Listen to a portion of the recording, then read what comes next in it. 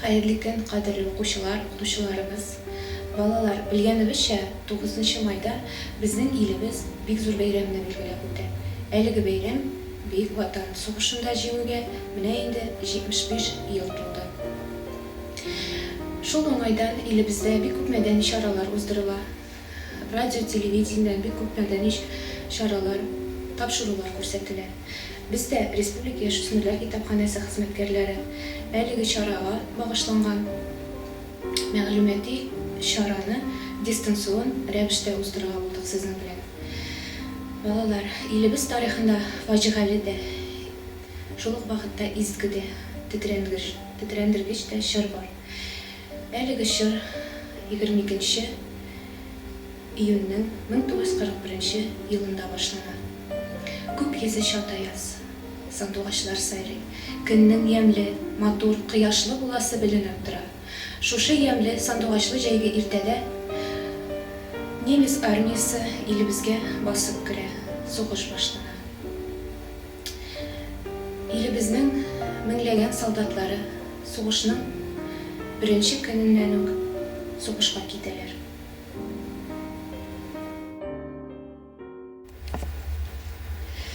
Сугыш башлануга.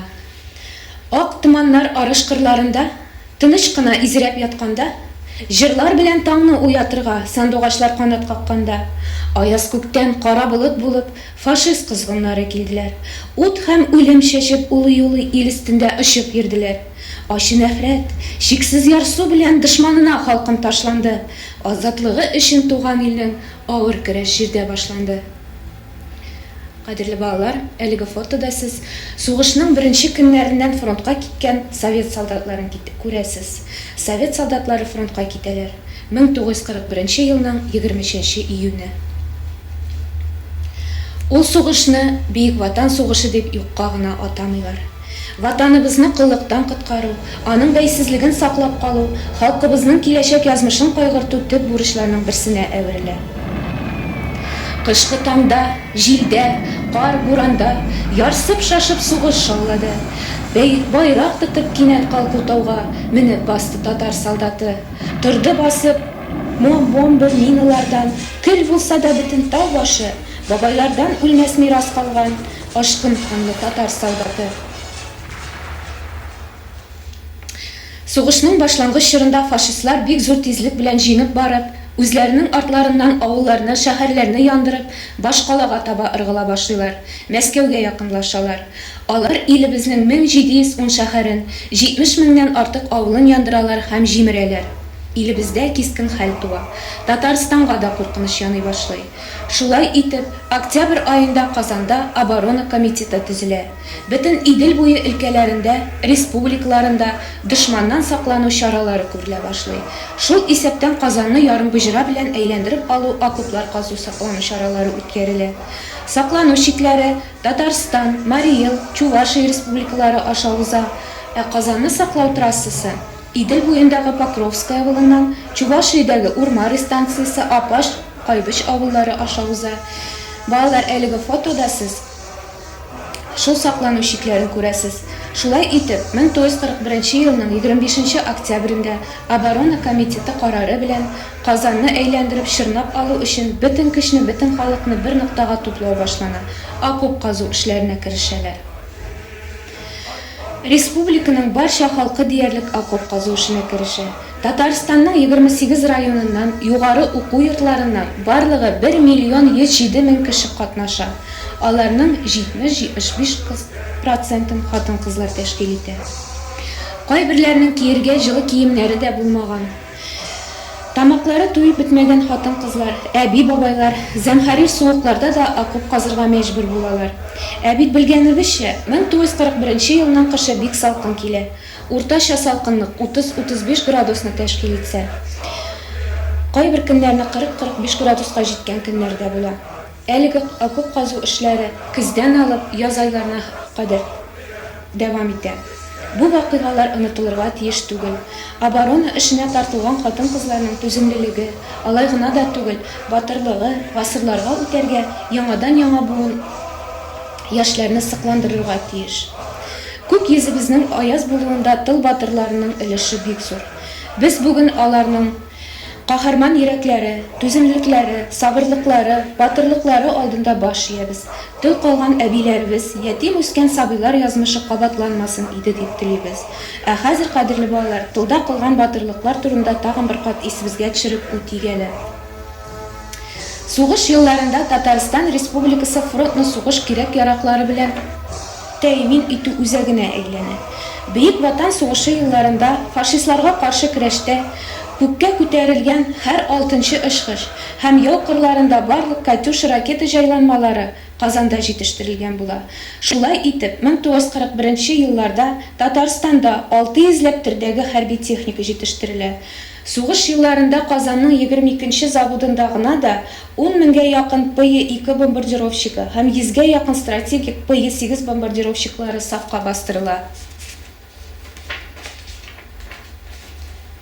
Әлеге рәсемнәрдә сез әлеге Казанда җитештерелгән самолетлар фотосын күрәсез.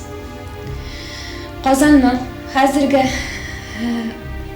вертолет заводы урнашкан җирдә сугыш елларында Ленинградның авиация заводы эш башлап җибәрә.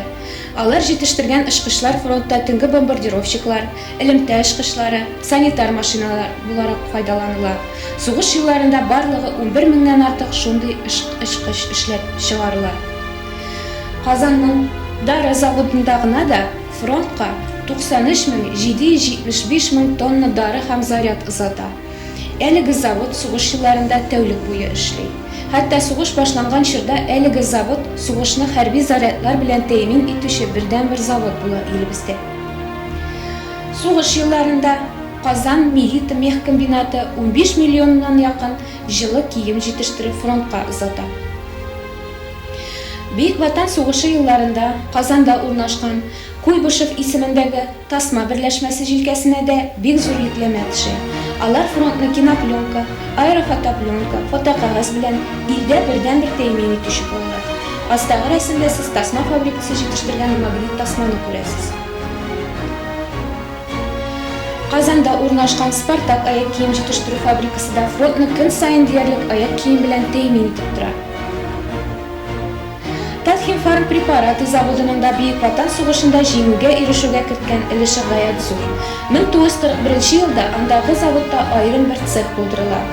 Анда авыр хәлдәге авырулар өчен дарулар, рентген тикшерүләре уздыру өчен препаратлар ясау белән шөгыльләнәләр һәм яраларны тегү өчен кулланыла торган илдә бердән-бер кет gücünең җитештерүче буларак фронтны барлык кирәк-ярак медицина препаратлары белән тәэмин итеп торалар.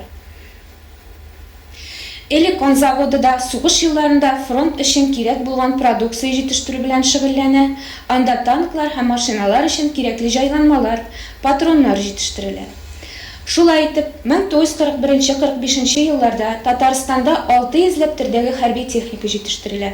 Казан шәһәре эшчеләре, колхоз хезмәтчәннәре көнне төнгә ялгап, ару-талуны белмичә, бөек җиңү көнен якынайтуга бөтен көчләрен куеп эшлиләр. Безнең ватандашларыбыз сугышта бик зур батырлык үрнәкләре күрсәтәләр. Кулларына корал тотып та, хатын-кыз була торып, эш-кышка утырып та, каләмнәре белән дә, хәтта фашист тоткынлыгында да зур батырлыклар күрсәтәләр.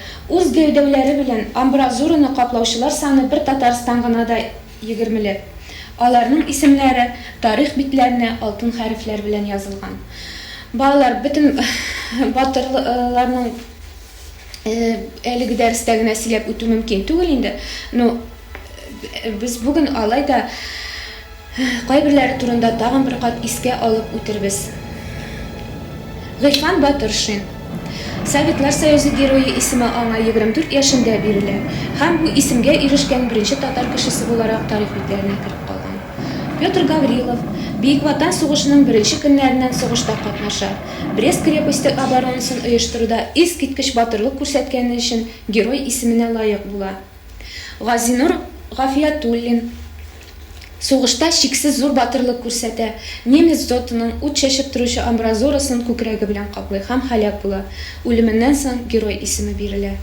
Александр Матросов. Аларның батальоны сугыш барганда дошманның пулемет астына эләгәләр. Шул чак Матросов сикереп торып зотка ыргыла һәм амбразураны каплый.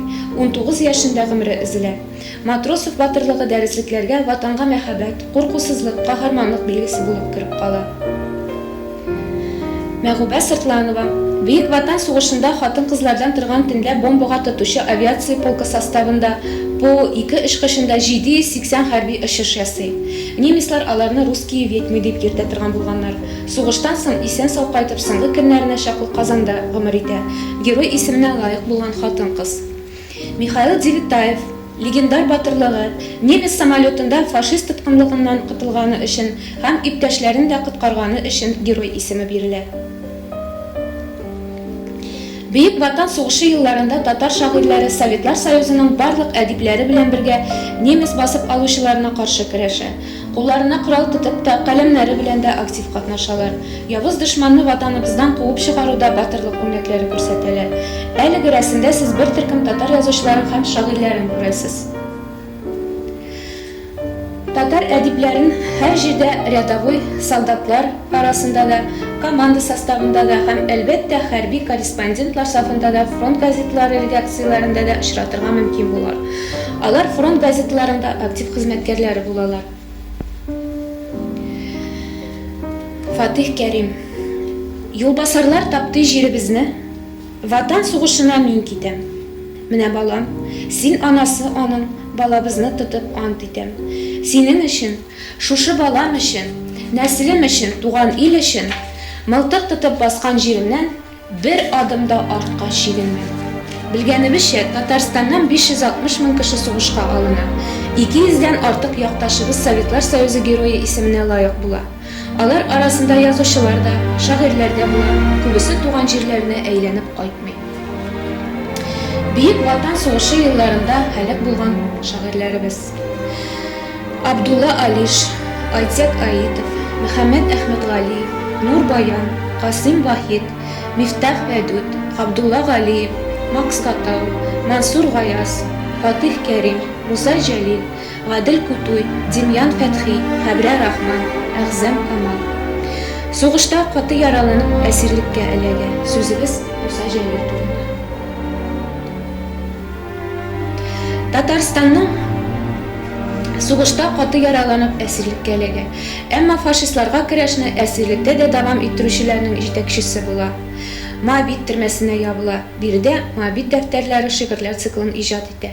1944 елның 25 августында җәзалап үтерелә.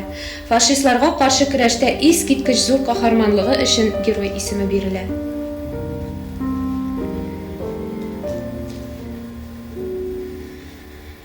Җырым кала үткән юлында. Муса Җәлил һәм җәлилчеләрнең яшерен оешма төзеп, фашизмга каршы алып барган герой көрәше каһарманлыклары турында дистәләрчә китаплар, романнар, повестлар, драма әсәрләре һәм поэмалар язылган, кинофильмнар төшерелгән. Иң мөһиме, Җәлил һәм аның иптәшләре ахыргы сугышларына кадәр ватан алдында тугрылыклы булып калалар һәм фашизмга каршы көрәштә тиңдешсез батырлык үрнәкләре күрсәтәләр. Менә алар җәлилчеләр: Абдулла Алиш, Айтек Аитов, Мөхәммәд Әхмәтгалиев, Нур Баян, Касым Вахид, Мифтах Вәдүд, Абдулла Галиев, Макс Катау, Мансур Гаяз, Фатих Кәрим, Муса Җәлил, Гадел Кутуй, Демьян Фәтхи, Хәбрә Рахман, Әгъзәм Камал. Җәлилчеләр палач алдында баш имәгән горур булып калган. Хәтта үлемгә дә алар башларын югары күтәреп, татар җырын җырлап барганнар. Аларның батырлыгына палачлар да таң калган. Җәлилчеләр 1944 елның 25 августында 12 сәгать 06 минуттан 12 сәгать 36 минутка кадәр Берлинның Плитцензе төрмәсендә гильотинада җәзалап үтереләләр. 1941 елда башланган сугыш, Бөек Ватан сугышы, 1945 елның 29 майында гына тәмамлана. 4 ел эчендә 28 миллион кеше, шул исәптән 8 миллион гаскәри ватандашларыбыз һәлак була. Бу сугышта җиңү гаять киеренке хезмәт таләп итә. Исәпсез-хисапсыз корбаннар бәрабәренә килә. Җиңү килде җирне нурга күмеп. Җиңү көн. Җир тетри, чайкала, күк йөзе алсу ут, яңгырый башкала тупларыннан салют, яктыра ерактан мавзолей мәрмәре, ишетелә һәр яктан зур җиңү хәбәре. Көн нинди күргәмле, күк нинди саф, аяз, сагынган бәйрәмне китерде безгә яз. Яз көне урманда шаулаган җил кебек, җыр гөрли урамда, без җиңдек, без җиңдек. Шатлыклы зур бәйрәм, тантана һәр өйдә. Дан сиңа һәм сәлам, каһарман армия. Кави Нәҗми, 9 май 1941 ел. Балалар, кешелек дөньясы кайгы хәсрәт китергән Бөек Ватан сугышы тәмамлануга менә инде бу ел 75 ел узса да, аның ачык кайтавазы әле бүген дә үзен сиздереп тора. Гомерендә бер мәртәбәдә авыз тутырып әти дип әйтә алмаган балалар хәзер инде үзләре дә әби-бабай яшендә. Канлы ут эчендә йөргән ветераннарыбызның сафы елдан-ел азая. Бөек җиңү көнендә аларның моңсу йөзләрендә һәрчак яшь тамчылары ялтырый. Һәр көн алсу таңнар атсын, күңелне куандырып, таңнарда кошлар сайрасын бар җиһанга кушылып, сугыш уты җирдә кабынмасын, гөрләп үссен игеннәр, матур тормыш өчен көрәш барсын, ишәймәсен гарип ятимнәр. Балалар, сугыш турында халык хәтере мәңгелек, аны һәрчак истә тоту ул безнең бурыч, ул безнең намусыбыз кушуы, ул без. Укучылар, дәресебезне тәмамлап шуны әйтәсе килә, җиһанда сугышлар һичкайчан тынмаган. Сугышлар һәм канлы вакыйгалар алып килгән күз яшьләрен кыярга насыйп булмасын. Күгебездә бер кайчанда туплар шартламасын, ятимнәрнең саны артмасын. Бүгенге сөйләшүдән гыйбрәт алып һәм тыныч тормышыбызның кадерен белергә кирәк. Рәхмәт сезгә.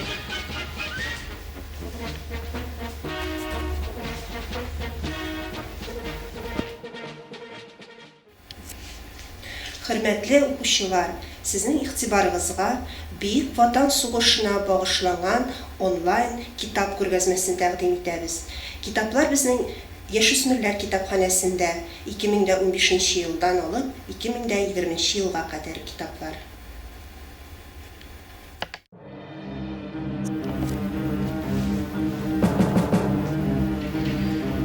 Подвиг Ленинграда, 1941-1944 года. Рассказы для детей. Автор Сергей Алексеев. Книга 2015 года. Сергей Алексеев – известный детский писатель, участник ВОВ. Рассказывает младшим школьникам о ее главных битвах. 6 книг серии описывают подвиг нашего народа в освобождении родной страны Европы от фашистских захватчиков. Кто водрузил знамя победы над Рейхстагом? Автор Яксуф Шафиков, 2015 год. Книга рассказывает об истинных героях, которые первыми водрузили красное знамя над Рейхстагом 30 апреля 1945 года, за что своим командованием были представлены к званию Героя Советского Союза. В книге также рассказывается о героях Советского Союза Татарстана, героях войны, которые вернулись с фронта инвалидами и в мирное время достигли немалых высот в труде, воспитании детей, о том, как сложилась судьба детей войны, потерявших отцов в этом жестоком сражении.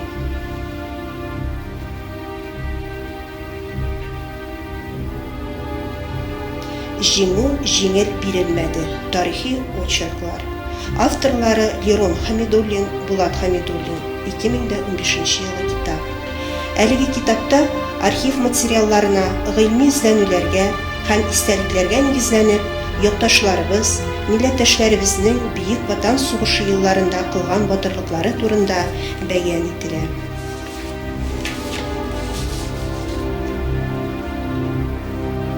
Ватанга тугры калдылар. Документаль повесть. 2017 ел. Авторлары Хайдар Басыров, Айдар Басыров. Бу повесть каһарман шагыйрь Муса Җәлилнең исеме, тормышы, көрәше һәм көрәштәшләре, патриот шагыйрьнең тормыш һәм көрәш юлын өйрәнүчеләр турында бәян ителгән китап.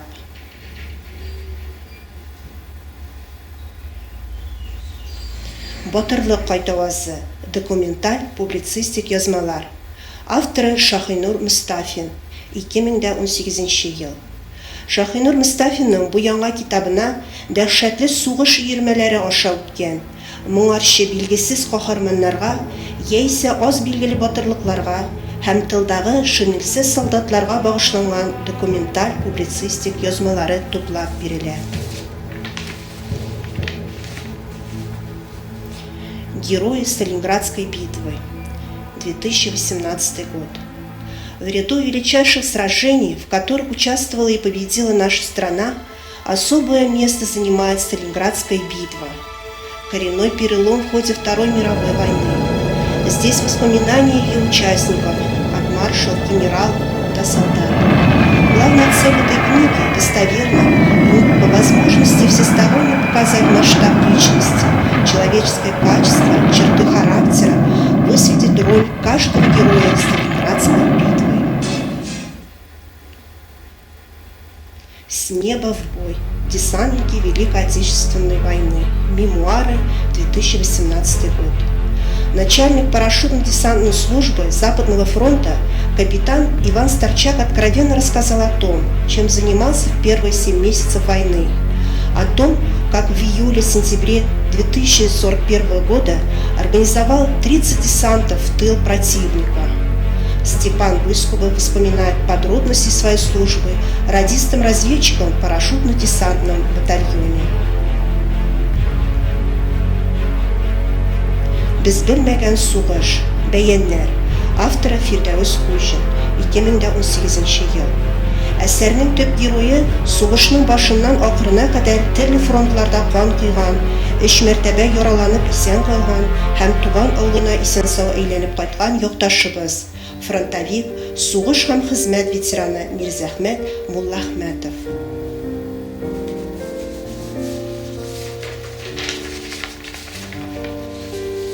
Летчики особого назначения. Документальная повесть. Автор Анна Белоруссова, 2019 год. Впервые в книге рассказывается о секретной союзнической операции по перегонке в СССР самолетов, переданных во время войны британским правительством. Книга станет безусловным открытием для всех, кто интересуется историей отечественной авиации и нашей страны в целом. «Морская душа». Роман. Автор Соболев Леонид. 2019 год. Герои книги – матросы революции, призывники-добровольцы, вступившие в смертельную схватку с фашизмом и завоевавшими немеркнущую славу военно-морскому флоту СССР.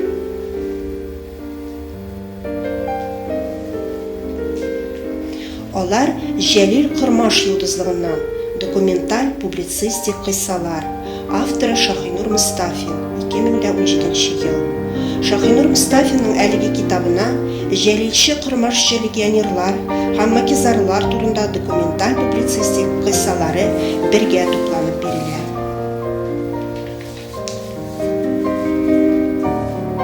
Тоткынлыктан шигырьләр. Абдулла Алиш. 2018 ел.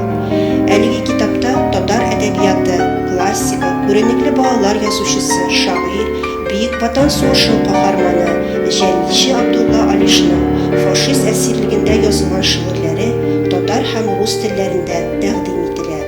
Җыентык әдипнең тууына 110 ел тулуга багышлап чыгарыла. От Калуги до Берлина. Автор Ахмед Рафиков. Повесть воспоминаний, 2017 год. Автор этой повести, участник Великой Отечественной войны, описывает простую солдатскую жизнь и лично пережитые за годы службы фронтовиком-фельдшером. В центр внимания повести автор ставит простого солдата, защитившего нашу отчизну, его душевные переживания и нравственные испытания.